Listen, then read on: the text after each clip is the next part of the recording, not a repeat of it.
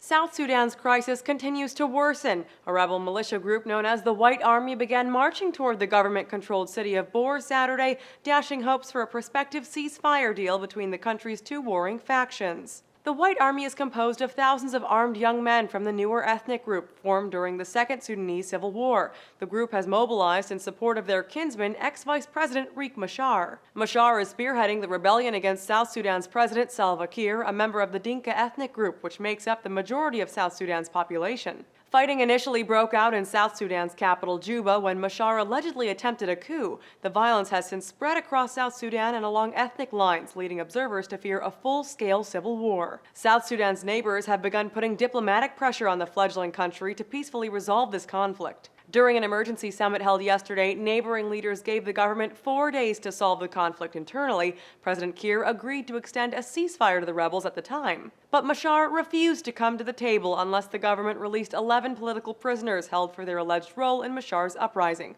Kiir's government pledged to free 8 prisoners, but would not capitulate on the other 3, bringing negotiations to a standstill. And as the violence intensifies, the casualties pile up. The United Nations estimates over 1,000 people have been killed and more than 120,000 displaced since the fighting started. But even as South Sudan teeters on the edge of civil war, some still see a glimmer of hope for the young country. In an editorial for the Daily Beast, humanitarian activists George Clooney and John Prendergast claim swift action from the UN, along with maturity from the country's leaders, can pull South Sudan back from the brink.